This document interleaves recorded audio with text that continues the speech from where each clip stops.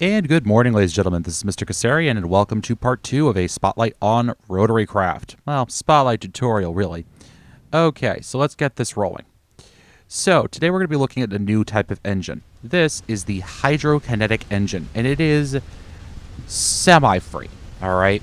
So the Hydrokinetic Engine works by water passing over it, and it can generate a ridiculous amount of power for the relatively early game.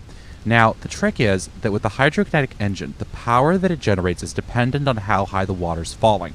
So you can see here we're generating 524 point fuzz kilowatts. That's a lot of power. What are we generating it from? All this water. It is a stack of water, or rather a water source, that is falling for at least 64 blocks. All right, so let's take a look at this. Now, this is falling for 64 blocks, well, a little bit more in this current configuration. But let me show you what happens all the way down to the bottom. All right, so let's say we start pretty low down. It's a nice, you just built it, you threw some water above it, you're thinking, oh, thank goodness, some basically free power. This is great. Well, there's an issue with that. So let's wait for this water source to get all the way down here. So if I put this, say, measuring from the middle block, 1, 2, 3, 4, 5, right there. It's going to spin and cause an issue. But it's only going to generate something like 330 watts. That's nothing. Well, let's say we go up a little bit further, all right? And let me get a little cobblestone just to make this easier on myself. And so I don't have water spilling everywhere. And let's put some water in right there. All right, and while that's falling, we can take a look at the recipe for this thing. All right, let's look at hydro. Paddle panel and a diamond shaft core. Paddle panel, it also requires spring steel ingots. Spring steel ingots are created with HSLA, redstone, and coal coke in a blast furnace at 950 degrees. That's quite a bit now, ain't it? Why did you stop spinning? There you go. So you can see we're generating now 137 kilowatts. Now, if you get this guy all the way up 64 blocks above that paddle wheel, you'll get max power out of this thing, which is kind of important because, you know, you're just talking about a tower and a waterfall, you know. Now, the real challenge, in my opinion, is making this thing look good. Of course, it looks like, there it goes. Looks like it's having some issues right now. All right. Now, you notice about the power this thing generates. Namely, that it's mostly generating it as torque. It's generating very, very low speed, but very, very, very, very high torque. Okay. So what I'm doing is I'm stepping it down with a 60 to 1 and a 4 to 1 gearbox. All right. Now, something to keep in mind here is that you need to watch your load limits on this thing, because once you get up here, look at that, 2 kiloradians per second. All right.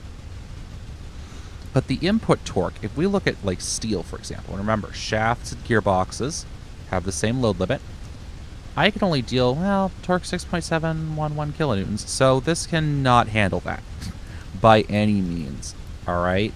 But we can handle the speed on the output side, all right? So you need to watch your inputs and your outputs. For example, I think I can use diamond on the 16 and et cetera, et cetera. One thing to keep in mind, though, is when you're placing this thing down, make sure that before you provide power to a diamond 16 to 1 gearbox here, that it's in speed mode, okay? Because if it's not in speed mode, if it's still in torque mode, it will blow up. I guarantee you it'll blow up. Now, the other thing is that this Hydrokinetic engine requires lubricant. We saw how to make lubricant over there. Now, the good thing is that one Hydrokinetic engine stepped down, all right, will drive a grinder, all right? And notice I have it stepped down, so it's actually a little bit high. I could replace this with an 8 to 1 and it would still work. We could actually drive 2 grinders on this machine. And 1 grinder running at about this speed will keep this guy supplied. You know, we're going up in lubricant, okay? Ignore this line over here. Now, the other thing to keep in mind, and something I want to point out, is that you can actually get more lubricant from your canola seeds. Once the canola seeds run through, they create canola seed husks, which you can then throw in a centrifuge. Yeah. Which you can then throw in a centrifuge, made like that, to get yourself some more canola seed and also get rid of the husks. All right. I found a good ratio is about 2 centrifuges per grinder. All right. Remember, you're going to take the number here, so every 12 seconds. Okay, 12 times 2 is 24. Hey, look, every 20 this process is 24, so, you know, we have 2 centrifuges, which should keep up. Beautiful. Now, the cool thing about the hydrokinetic is that you don't need shaft junctions for it, all right? If you place these guys end to end, watch, like this, you can get up to 4 of them.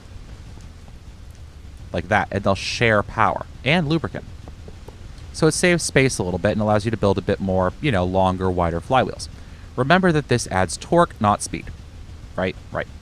Now, the problem with this is, if I do this, that these each count as a separate engine if you're looking at the limits for shaft junctions. So if I have 2 sets of these and I try and merge them, it will blow up. All right? The shaft junction will detonate. Now, the best way to get around it, in my opinion, is honestly to use RotaryCraft. So you have these 4 going into an induction generator, then another 4 going into an induction generator, then another 4. I'll show you you guys that in an RotaryCraft tutorial, but that's the best way to do it, in my opinion. All right, so what can you do with this? Well, look at this. So we're producing 2.097 megawatts, all right? We're producing 65.5 kilonewton meters of torque. So I'm stepping this down on a 16-to-1 and a 4-to-1, all right? So now we're generating 1024 kilonewton meters of torque at 2 kiloradians per second. This is going into this monstrosity of shafts and shaft junctions. You don't need this last line here, by the way, I'm just using it. So I could put a dynamometer in. And as you can see, the dynamometer is saying we're outputting 2 kiloradians per second at 128 newton meters, all right? Which happens to be the exact torque required for a grinder. These grinders are all running now at 11.95 seconds, okay? These grinders are all grinding up canola seeds. These grinders are all grinding up canola seeds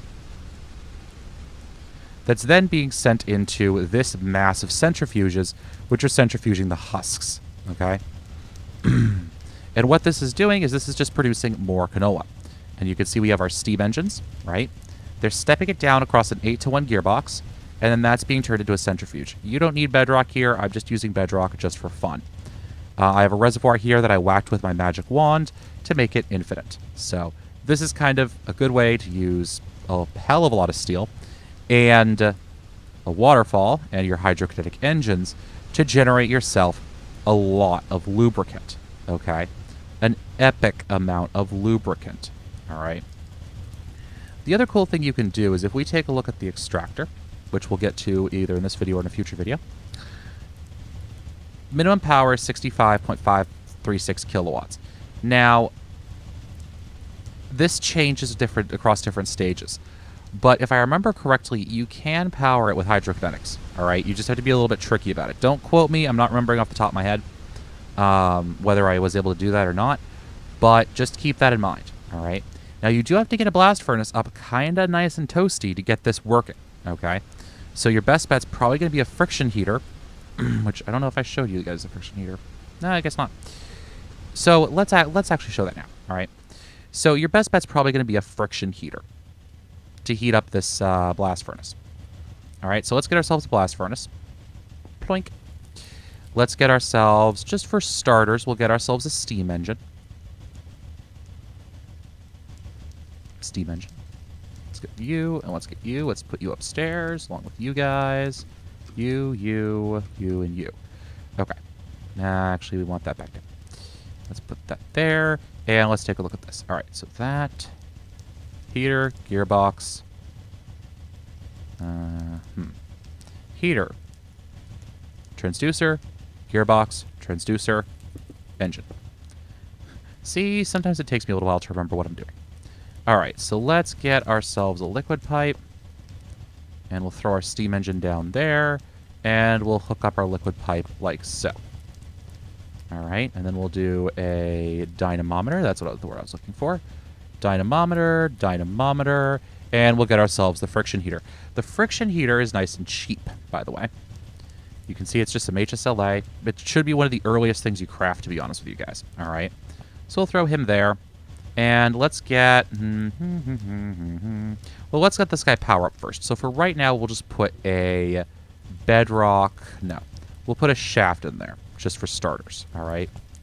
And then over here, we're going to do something similar. So let's go down 2, and let's throw down that. And this is a machine, oops, that is required for later on in RotaryCraft. You're going to need it, all right? There's kind of no real good way around that. You're just going to need it. All right, so let's get ourselves this guy, clicky, clicky, and this guy. Thank you very much. We don't need to know the power going in because we already know it. And so let's go like that, that. Let's get ourselves a dynamometer. And, it's running now. All right, and let's get ourselves a vanilla furnace. Yes, just a vanilla cobblestone furnace. All right. And we'll throw them down right there. All right, so our steam engine is powering this guy up. You can see speed and torque look pretty good, And this guy has gotten up to 569. So we're not quite getting up to the point where we can actually use the blast furnace yet. Because remember, it has to be up to 600. All right, so we have torque 32, speed 512. Now, if we read the description in here... is it under production? Processing, maybe?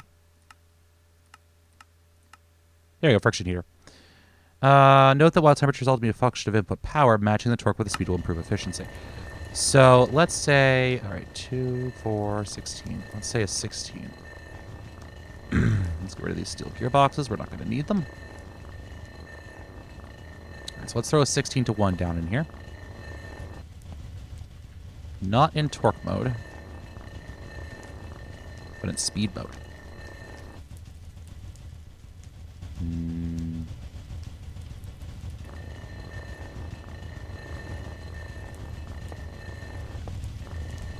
Sorry, I usually do have a calculator when I do this, so it's a little bit.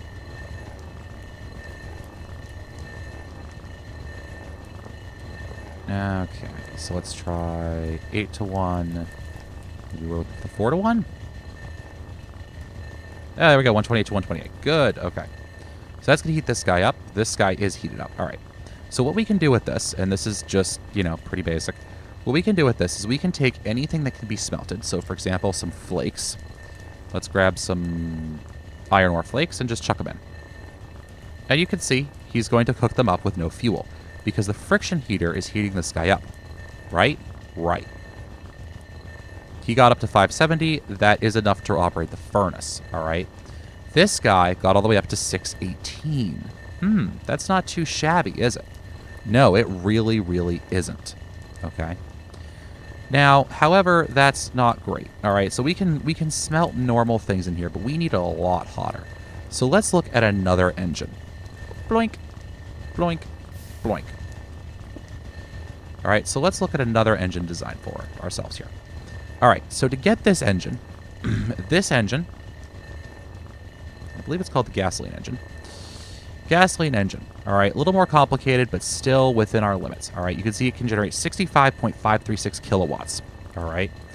Torque 128, speed 512. Not too shabby. All right. So let's get ourselves this guy. Okay. And let's plop him down right here. Notice he doesn't need any, water. So what does he need? Well, he needs ethanol. And how do you get ethanol? That, again, is a good question. So we're going to need a couple fermenters. Okay. And these guys, 24 kilowatts. We can just provide that with, I believe, a pair of DC engines.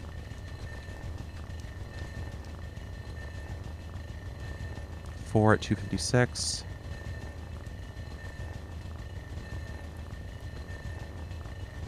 All right, so let's get ourselves that pair of DC engines. Oh, I already had one up there. And let's get ourselves the lever we need. There we go. Invalid or missing items. Okay. So the first thing is that these two guys require water. Okay. We can work with that. Let's just get ourselves a nice reservoir. And let's get some water going in. I apologize in advance if I start forgetting the eye-sightedness of these inventories, but there's a limit on what I can remember in one day. So we'll throw some water in, and we'll whack this thing with our magic wand. Boom. So now we have water in these guys, all right? Now what we're going to want to do is we need to get yeast. And to get yeast, we're going to take sugar.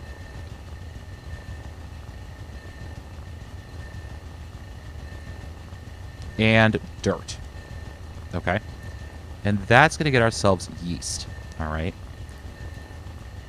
Nice. Now, the thing to watch out for is, if you notice, this guy says controls automation. It shows a little picture of yeast.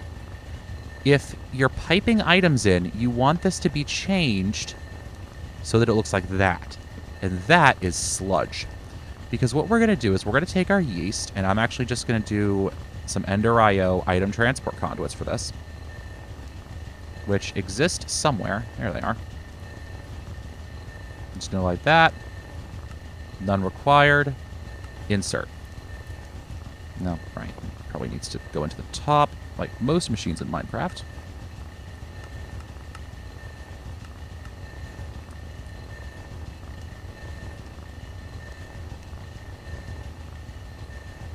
Yep, this is where I forget how inventory eye-sightedness works in these machines.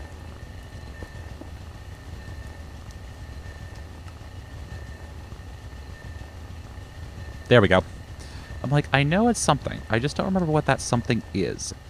Can I insert water through the top of this sucker? Yes, I can. Okay, so that makes a little bit more sense then. I think I can also insert through the sides. Yes, anyways. So then, once we have some yeast, we want to get some form of leaves, all right? Oops, come on. So you can do oak leaves, and each oak leaf generates 2 sludge, okay? Or we can go with, let's say, rubber wood leaves, all right? From MFR. That gets us 2 sludge. We can go with, let's say, great wood leaves. You know, just in case you guys have Thaumcraft installed. Well, that gets us 8. All right. Well, let's say I got myself some silver wood leaves. Oh, that got us a full stack. Nice. Now, what do we do with this? Well, that's pretty simple. We're just going to take this, and we're going to chuck it into a heater. Or a furnace of any sort. This is a pretty good setup. It works. I mean, it certainly works. And we wanted a 4-to-1 here, right? There we go. That should get it a little hotter, which will mean that this will cook a little faster. And this gets us ethanol crystals. Oh, you notice that when things smelt, it's actually giving me experience. Just like I was actually smelting in vanilla, all right? If you've watched my Let's Play, you can see me using this quite a lot. Okay. So we are now smelting out ethanol crystals. What do we do with the ethanol crystals? Well, we're just going to take them, and we're going to chuck them into our gasoline engine. All right? And they start running. Nice. You can also, by the way, get yourself an item known, I think it's production. Boring machine. As a rock melter. Okay? So power input comes at the bottom. Yay. And what you can do, and I actually don't remember off the top of my head how much power this thing needs. Let's see if my handy dandy, where are you? My inventory is getting far too cluttered for this. You can hear the ping, ping, ping, ping in the background there. Angular transducer. Oh, right, because it requires a friction heater. Did I forget how to Minecraft? Let's drop that guy down. So the rock melter takes stuff and melts it down. All right, that's pretty simple. And we'll get back to that performance engine in our spring steel production. Don't worry. So let's see. Steam engine, perfect. Let's give ourselves a good light. Got a light. Don't sue me, Blizzard. Please, I like your games too much. Don't sue me. I don't think they'd sue me for that. Okay, so bedrock shaft unit. Let's get ourselves that 4-to-1 gearbox I've been working with. Is it a 4-to-1? Yeah, it's a 4-to-1. Where did I put you? There we go. I'm like, I put you somewhere, and I don't remember where I put you. And let's get ourselves that friction heater. Notice these things are all kind of noisy. Get used to it. All right, so this guy's cooking down ethanol crystals. Nice. So let's chuck them into here. There we go. So you can see this guy's generating 65 kilowatts. All right. And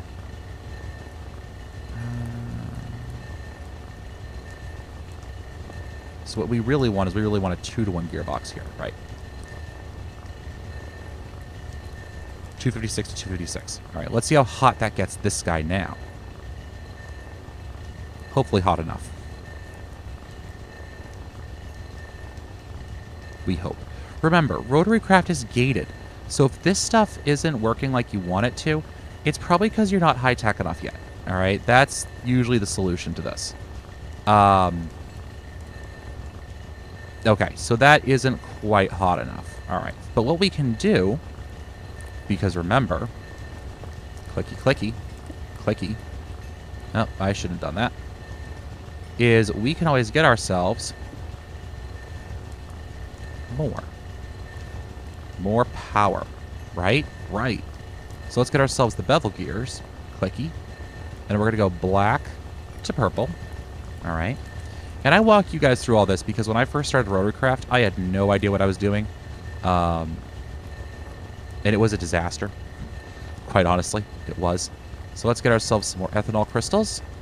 And let's chuck them in this guy now. And you can hear my system complaining a little bit. Okay, so now we're still a little bit high on torque. So let's flip this guy over to speed mode.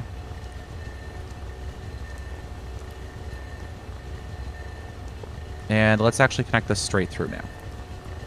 All right, so if you notice, our torque is 256 at 512 radians per second. So let's just click that on. 128 at 1 kilorad. Am I just not understanding how this thing's reading today? Is that what I'm doing wrong here?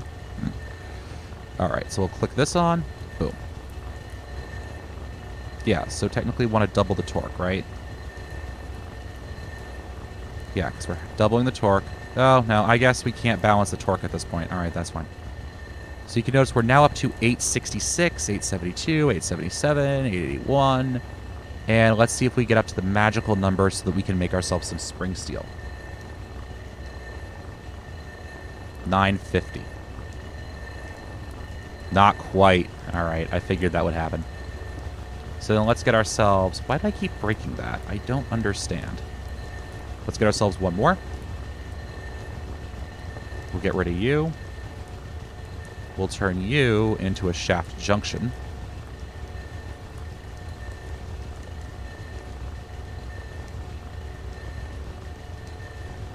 There we go. Not a shaft junction. I want bevel gears. Black to orange. Black to orange. And we should get ourselves a shaft just for right now. It's already there. Great. And we got any more of this? Nope, because I forgot to keep this guy running. Right. Actually, let's just do this. If you take a magic wand and you shift right-click on an engine, it'll fill them up to capacity. So now we have 384 at 512. And that gets us up to 950. So now if I drop that HSLA, redstone, and coal coke, HSLA, redstone, and coal coke. And this has to be RailCraft coal coke, by the way. Sorry, RotaryCraft coal coke. Which you get... coal coke from RotaryCraft. So if we drop these three in, it will start running, just like that. And you get RotaryCraft coal coke just by putting coal in a blast furnace. And that also gets you a bonus in your steel production. So I'd highly recommend it. Because as you can tell, this is requiring a monumental amount of steel. Okay. But now we're producing ethanol crystals. And the rock melter, what I was telling you, by the way, that's a reservoir, Cass. I'm sorry if I led you all astray with that. Oh my gosh. Oh my gosh. That's better. Rock melter. Okay, so it actually requires some power. Okay. I was getting very confused. Bevel gear. That's easy to fix. Whoopsies. Blue and black. Alright, blue, black. Awesome. Put that on top. You can see that is heating up. I don't know if that'll actually get hot enough, as it is right here. But, no, it says it's getting enough power. Alright. So what you can also do is, if I get myself some ethanol crystals, is you can throw this in here. It'll melt the ethanol crystals down into liquid ethanol, which you can then pipe out. Liquid pipes, I think, work? Nope. I'm guessing they have to be fuel lines. So you have to use fuel lines, which is obsidian and glass. All right. So we can fuel line this up. There we go. Ethanol. And you can pipe it into your engines that way. The last thing about these engines is you also can get a device called an engine control unit, or an ECU, okay? And what the ECU does is pretty cool. So let's say we're running all this and we want to shut it down, all right? So what I can do is I can put those ECUs down, and I can, let's see, ECU set to 0 speed. ECU is now redstone operated. ECU is manually controlled. We'll set them up to 100%. ECU is now redstone operated. So if I throw a lever down, and I wish this was a GUI because this is kind of entertaining to work with. So now that he's done that, he's been set to 0 speed. Okay. And if we take a look at him,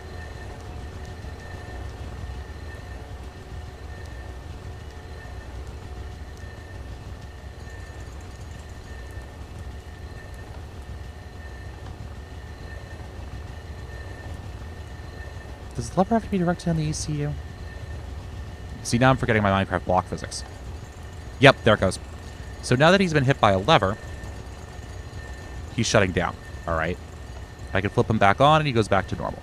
You can also click this to set him to particular percentages of speed. Okay. So now he's shutting down. You can hear him shutting down. And now he's turned back on. This gets really important later on. These guys don't use a lot of power. You can see I have all that ethanol in there, and he's going to last for about 4 hours on that. But this gets really important when you get to some of the jet engines, which we're probably going to head into in the next episode. Okay? But as you can see, this is all running. We can now produce spring steel for ourselves, which is nice. That's nice. Let me also look at something else.